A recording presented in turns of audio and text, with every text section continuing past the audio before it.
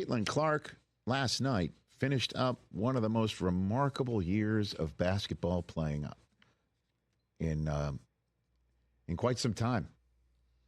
Because we could talk about her WNBA season, and we will, but her final season at Iowa was something to behold, and she went right from that into the WNBA season. I mean, right away. As soon as her college season ended, just days later, she was drafted by the Indiana Fever. And I just remember being at the Combine in early March. That was the talk of the town. In addition to what we were seeing out of the Pacers and the Combine being there, it's like Caitlin Clark's coming here, the Big Ten tournament going down in Indianapolis for so many years. A lot of folks there in Indy had got a front row seat to see her with Iowa, and then she is drafted into the WNBA and is a savior of an Indiana Fever team that immediately goes 1-8. And it's just one of those moments where you're like, welcome to the WNBA, Rook. And, you know, ESPN are showing the game last night in which the Fever got swept by the Connecticut Sun last night. They showed a montage of her year. And they showed a montage of her year when she passed Pistol Pete Maravich. She owns the record for most points scored in men's and women's Division I. And she set every record you possibly can set for Iowa, for women's basketball. She just absolutely did it all and became a magnet for attention and an icon for sports fans, certainly little girls, certainly mine as well, playing her basketball and watching her play. And we saw the montage of her being drafted into the WNBA, and part of the montage was her succeeding in the WNBA. But they left out a couple pictures. Here's one of them. Her getting sent down to the ground, right down on a hardwood. Remember Kennedy Carter gave her a little bit of the business? Mm-hmm. And this was absolutely part and parcel of her year. She got cold shoulders and she got hot shoulders. She had to deal with all of that. And, you know, again, I'm sure there's small violins playing for people, for her, right? Because of who she is and how much attention she does get. And there are so many great players that have been through the WNBA and are in the WNBA, you know? But before Rich gets going, I just want to mention that play is still, it is mind-blowing to me how that play and how Carter did not get a suspension or thrown out of the game for that. It is mind-blowing to me. How do you not call anything? She should have been suspended. Clark wasn't even looking. Straight body check to the floor. That's ridiculous. Man, if they did that on basketball, dudes would be fighting. Here's another photograph that wasn't part of the montage that ESPN showed last night. Put it up. That's her with Aaron Judge. Now, I'm not sending this here because, you know, I'm putting this here because I'm a Yankee fan, and this did delight me. But you know why she was able to take this picture with Aaron Judge? She wasn't taken to Paris. Right. This was on August 10th. Instead of being with the Team USA in Paris, she had like a little summer vacation, like most of the rest of the WNBA. And there she was. And could you imagine if Team USA had lost the gold medal game, which, as we all know, they came real close to doing? Just some shrug emoji moments that I think are part and parcel of what, whenever you talk about Caitlin Clark, I never thought that she'd be a lightning rod. There were also some weird moments where members of the media were asking her weird questions. She had to deal with that. But her accomplishments are something. Because Personally, it was the best decision for her not to go to the Olympics. Don't surround yourself. If these girls really don't want to be around you, these girls really don't want to accept the fact that you're good enough to play with them. If these coaches don't accept and appreciate your talent, and not just talent, your basketball IQ, the way you could run the floor, the way you could run an offense. If they can't appreciate what you do for this game, the eyeballs you bring to the game, Caitlin, don't give it to them. They don't need it. Don't give it to them. Keep it to yourself. What if she said that? What if she was selfish enough to say, my fans are my fans and that's it? That's what you guys are turning this into. Dude, you guys are about to lose a wave. Not just you guys, me as well. We're going to lose a wave of viewership because Caitlin Clark's fans are not adapted and don't like the rest of the WNBA because of there's so many incidents that have happened to Caitlin Clark and nothing has been done about it. You have shown WNBA and Commissioner of the WNBA that you like what's going on. You like the racist narratives. You like the fact that Caitlin Clark and Angel Reese fans go at each other. You like the fact that the WNBA is barking at the Caitlin Clark fans and Caitlin Clark fans are barking back. You love it. Or else you would try to find peace and bring everything together. Right? But instead, you guys want to keep going with the narrative, which is fine. But don't be surprised when Caitlin Clark fans are not interested in the WNBA when Caitlin Clark isn't in it. If Caitlin Clark isn't involved, they're not going to want to be involved. That's just simple. So don't be surprised at that, is my point. You know, Caitlin Clark, here's another thing. If I were to see Caitlin Clark be disrespectful, rude, or any of that towards any of you women, then okay, I would be able to be like, okay, I completely understand. But she has been nothing but professional. Every interview, professional. Every time she talks about another girl, professional. Every time she talks about an incident or incident is asked to Caitlin Clark, professional. And she brushes it off with this nonchalant attitude, and she doesn't want any type of involvement in it moving forward. She doesn't want any grudges. She doesn't want any going back and forth with you players online in the media. She doesn't. So let's listen to Rich. But you know, there's been a lot. This has been one of the craziest rookie seasons I've ever seen, bro. at the end of the day, with her WNBA rookie season complete, let's see it. Most points by a point guard in a season in WNBA history. Most double-doubles by a rookie guard in WNBA history. Most points by a rookie in WNBA history. Most assists by a rookie in the history of the WNBA. First WNBA rookie to record 2 triple-doubles. First triple-double by a rookie in WNBA history. First triple-double in Fever history. The first player to be named WNBA Player of the Month and Rookie of the Month in the same month. First player in WNBA history with 20 or more points, 15 or more assists, and 5 or more rebounds in a game. And, oh, wait, there's a second board. She won Rookie of the Month 4 times, Eastern Conference Player of the Week 3 times. She set a single-season record for assists, period. Single-season rookie record for assists, that makes sense. Single-season rookie record for three-pointers. Single-game record for assists, 19. She also became, oh, wait a minute, there's more. Franchise record for most double-doubles, three-pointers. Career 10 or more assists in a game. How about that? Franchise record for most career 10 or more assists in a game. Fastest WNBA player to reach 100 three-pointers. She did it in 34 games. Most assists by a rookie in a WNBA All-Star game, for which she received the most fan votes ever. 700,000 of those.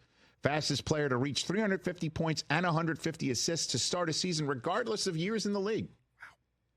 That's not a rookie record. That's just a record for anybody. when you look at that right there, that is an eye opener for anybody who wanted to diss Caitlyn, not believe in her, talk bad about her, stir the narrative, say she doesn't belong in the league, she can't adapt to the league, she's not physical enough for the league, she's gonna need time to get adjusted to the league. Just so many different, a rude awakening. There's so many different things that were said, and what Caitlyn Clark did this rookie year, as I said, she solidified herself as a top 5 guard, a top 5 player in the league, best point guard in the league by far, and the biggest meal ticket in this league. And you got brands out here who are not capitalizing by promoting Caitlyn Clark, like Nike. Doesn't have her own shoe, doesn't have anything, but you see how much she's moving the needle. So the WNBA, I'm gonna put it to you guys like this: whatever you girls, the rest of you girls, the employees for the WNBA have to say, I don't know how much pull it has when it comes to Caitlyn Clark. Because when you look at a business, right? If I found a product after trying 1,500 drop shipping products, and I find one that hits, and maybe I make $500, but the rest of the products I made 30. What do you think I'm gonna do? What do you think I'm gonna do as a business owner?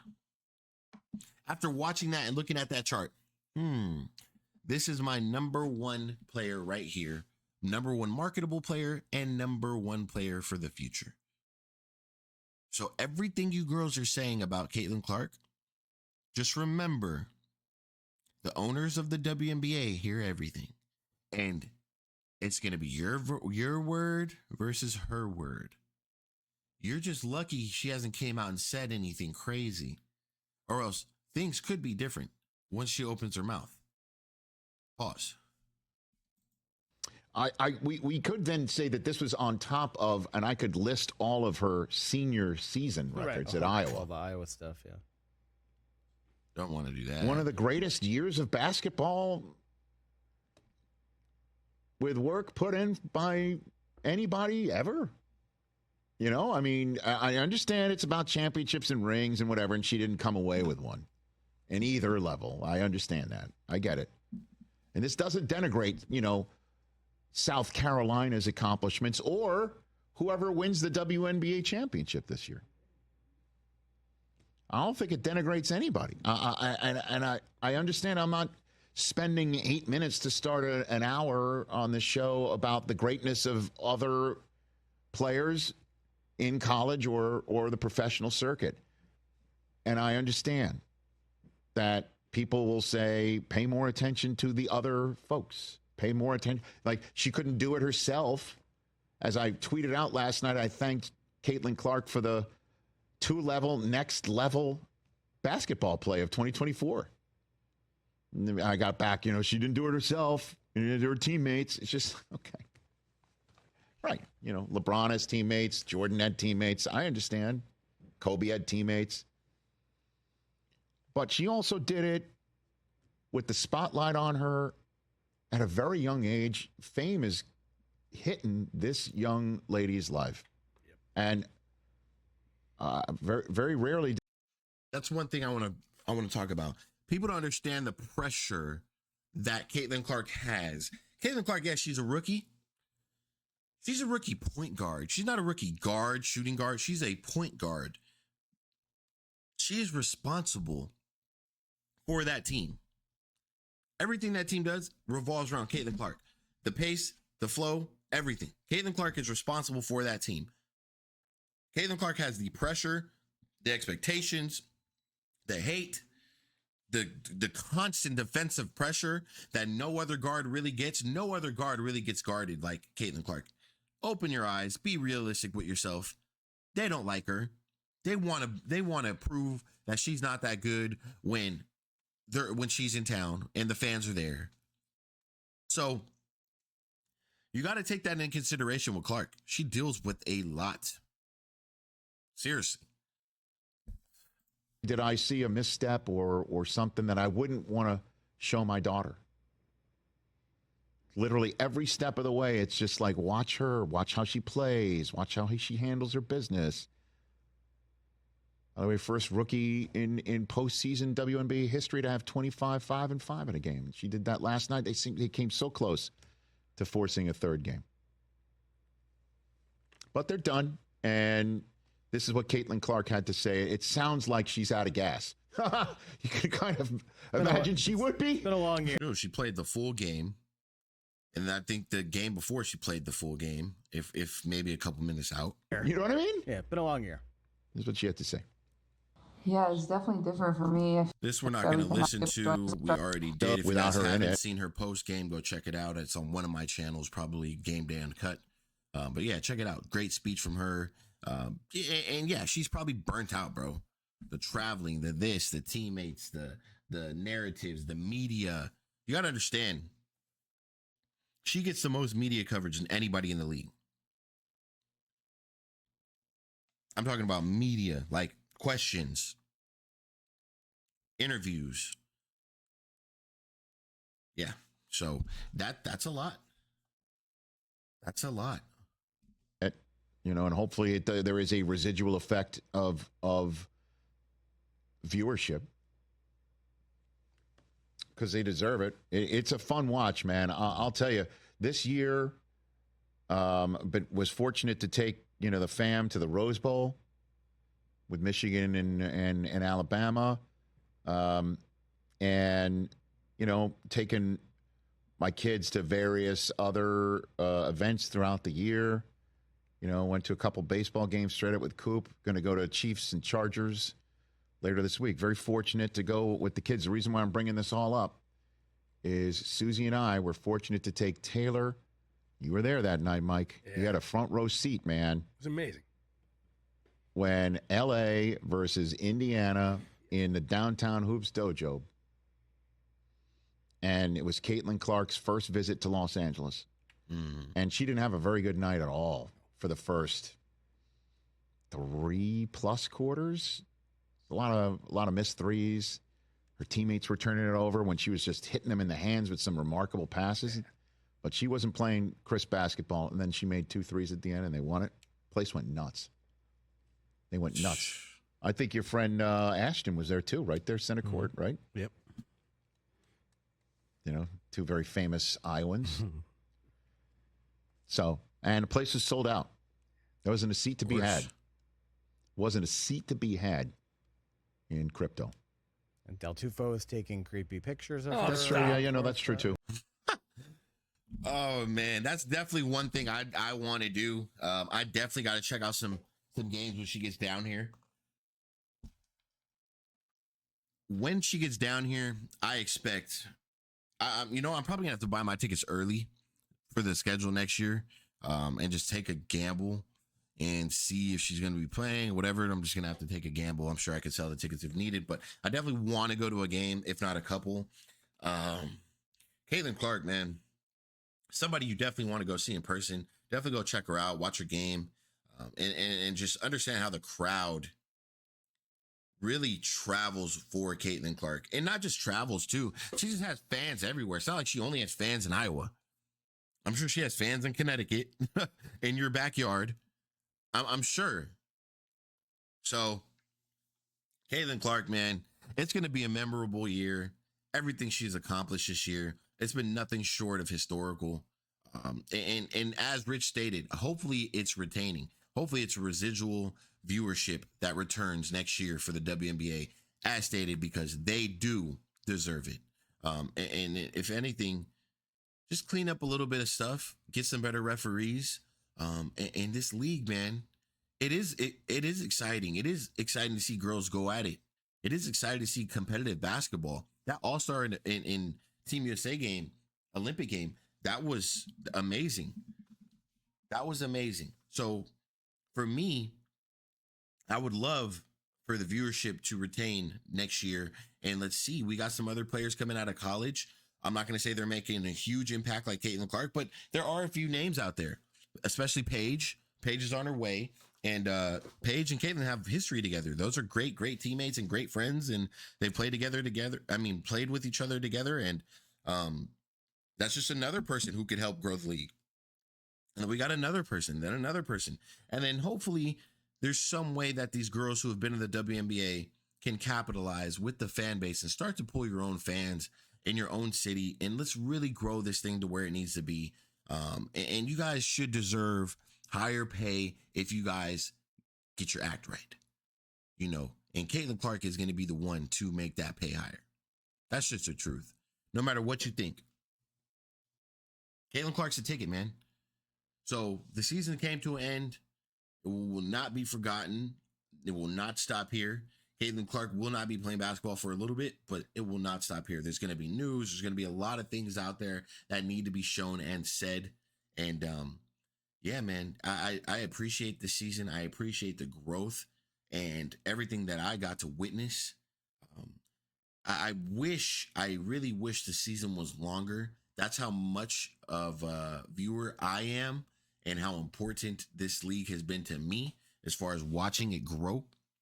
And there are topics that love to be talked about. I love to talk about it, but one thing that has to get addressed is the narrative around a lot of this stuff.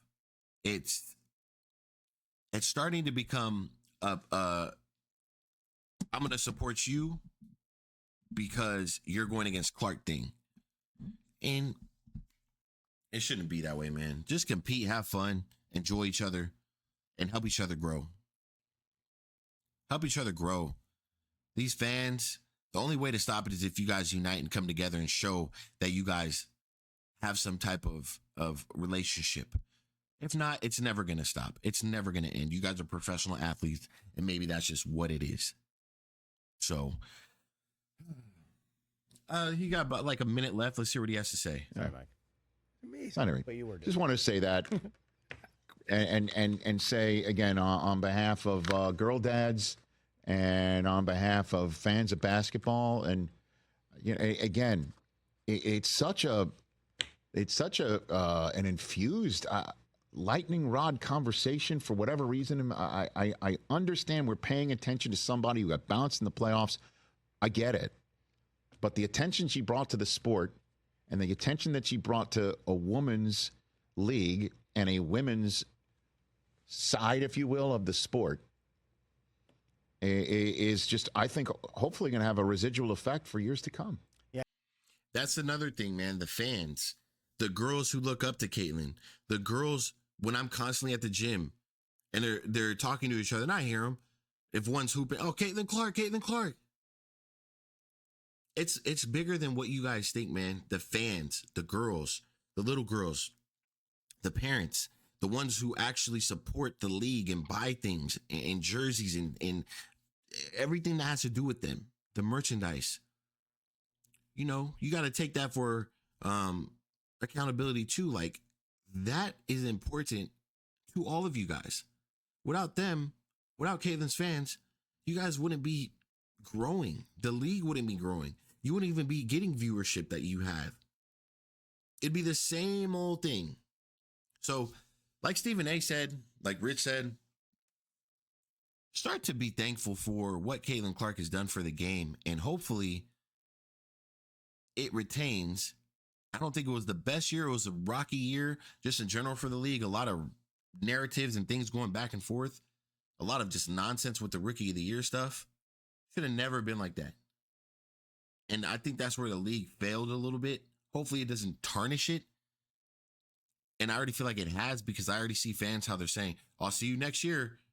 Caitlin Clark's out of the WNBA. I'm out. I'll see you next year. I'm done. Good luck, WNBA.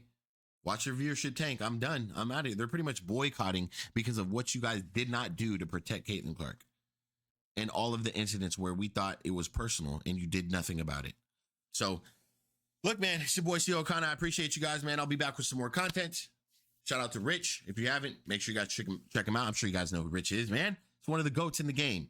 So I'll catch you guys on the next one. It's your boy, C. O'Connor. Shout out to his plaque. Best dad ever. Best dad ever. I appreciate you guys, man. And I'm out of here.